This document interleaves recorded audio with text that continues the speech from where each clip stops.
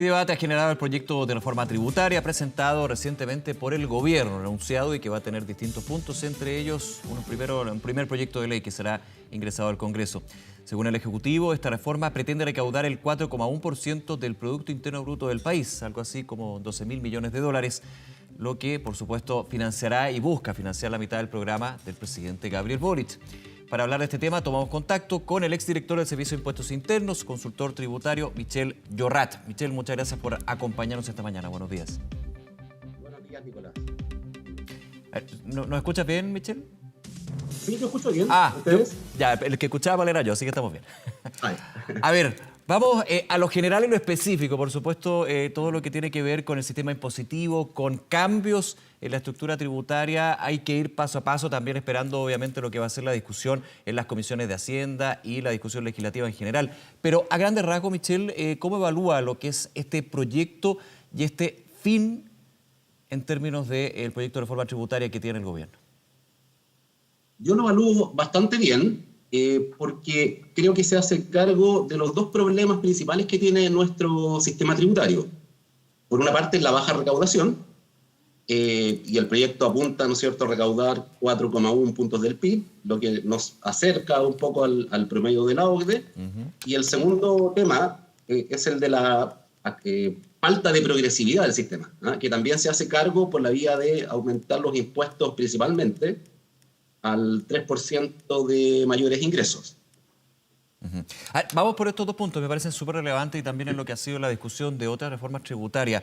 Usted dice, Michel, se hace cargo de la baja recaudación. Ese es un tema, porque si finalmente hacemos esta comparación con los países OECD, la recaudación es bastante baja y obviamente son dineros que van para las distintas políticas públicas, el objetivo que de hecho tiene esta reforma tributaria también en particular. Ahora, con respecto a lo que se conoce en términos del impuesto a las personas, impuesto a las empresas, uno entendería de que no hay un avance o un aumento importante del avance impositiva, que siempre se ha dicho es la gran falla o la gran falta que existe justamente y que produce esa baja recaudación. Bueno, el proyecto lo que hace, ¿no es cierto?, es aumentar la tributación de las personas de mayores ingresos por la vía de elevar las tasas, ¿no es cierto?, marginales por sobre los 4 millones. Y a eso uno le agrega, ¿no es cierto?, el tema del royalty, el impuesto al patrimonio, en fin. Pero lo importante también es que del total de recaudación que se proyecta, hay una parte importante, que es más o menos el 40%, que provendría de reducción de la evasión y la elusión tributaria. ¿Ya? Entonces, claro, si se cumplen las proyecciones de recaudación, efectivamente este 4% adicional nos pondría un poquito por encima, ¿no es cierto?, de lo que estamos hoy día, porque Chile hoy día es el penúltimo país con menor recaudación, antepenúltimo, porque ahora también está Colombia. Entonces, en el orden viene México, Colombia, Chile, de los países con menor tributación.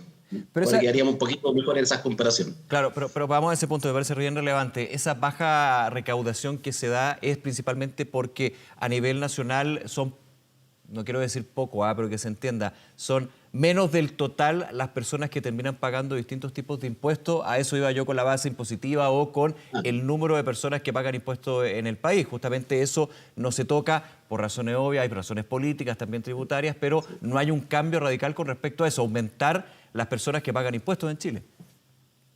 Claro, pero ahí estamos hablando exclusivamente, ¿no es cierto?, del impuesto a la renta. Efectivamente, hay un 75% de la población en Chile que no paga impuesto a la renta. Ese tramo exento, claro, la verdad es que es bastante amplio comparativamente, pero hay que tener una visión conjunta, ¿no? Porque también las personas pagan IVA, en otros países un impuesto indirecto.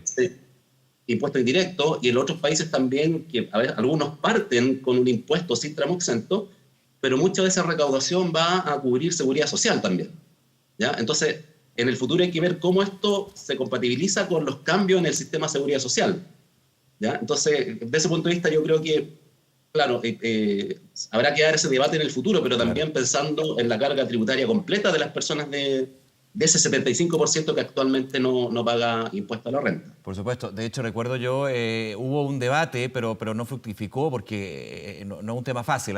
Yo también lo pongo en eso. Yo llego aquí y digo, bueno, pero no se aumenta quienes pagan impuestos. No es fácil. Pero aquí uno periodista aprovecha y la lanza, digamos, Michel. Pero en lo que fue el gobierno anterior, con Ignacio Brenes como ministro de Hacienda, proponía, de hecho, hacer a través del IVA un aporte al sistema de seguridad social. Eso finalmente quedó ahí, pero muestra también la dificultad que se da en términos de cambiar lo que son la estructura impositiva o la estructura de impuestos, un impuesto indirecto como en este caso el IVA. Exacto. Y lo otro que hay que tener en cuenta es que si decimos que, y está comprobado, ¿no es cierto?, que nuestro sistema es casi regresivo, más que, digamos, neutral, depende del estudio. Claro. Y eso se profundizaría si es que uno hace una reforma que se basa en aumentar la base tributaria del impuesto a la renta, eliminando el tramo exento o reduciéndolo. ¿Ya? Entonces, claro, iría en contra de ese objetivo también. Entonces, por eso es que me parece bien que primero se parta por cobrar más a los que más ganan, e ir viendo después paulatinamente cómo uno se hace cargo de ese tramo exento amplio. Sí, Michel, mencionabas la falta de progresividad que tiene el sistema impositivo actual, que también se hace cargo y lo ves como algo positivo de esta reforma tributaria. El análisis de por qué se da esta progresividad, qué significa y cómo la abordarían estos proyectos o estos cambios tributarios que implementaría la reforma. Claro, bueno, la reforma de lo que conocemos tiene varios elementos de progresividad. Lo primero, ¿no es cierto?, es que cambia la forma de tributar de las rentas del capital, porque esa es la principal debilidad de nuestro sistema, que tiene un trato preferente a las rentas del capital. En la reforma del 2014 se intentó el mismo objetivo, pero por la vía de hacer tributar a las rentas empresariales en base de vengada, ¿cierto? Lo que se llamó el sistema renta atribuida. Cuestión que no prosperó, y por tanto ahora el gobierno va por otra vía, que es lo que llaman desintegrar el sistema. En realidad es pasar a un sistema no integrado, es como el que existe en casi todos los países de la OCDE. Este es el sistema dual que decía el ministro de Hacienda, ¿no? Claro, lo que pasa es que los sistemas no integrados en el mundo tienen dos alternativas. Una que es el sistema clásico, en donde los dividendos van a lo que sería nuestro global complementario, y el sistema dual, en donde los dividendos pagan un impuesto de tasa plana, y el que se propone acá con una tasa del 22%.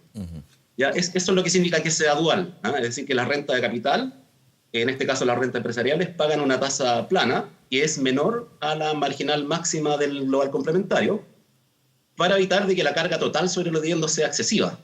Eso es lo que se busca. Entonces, ese es un elemento básico de mayor progresividad. Y también hay algo que se ha destacado poco, una tasa que se cobraría sobre las utilidades que están acumuladas en sociedades de inversión. ¿Ya? Es decir, utilidades que no están produciendo, que no fueron reinvertidas en activos, sino que están acumuladas en sociedades de inversión.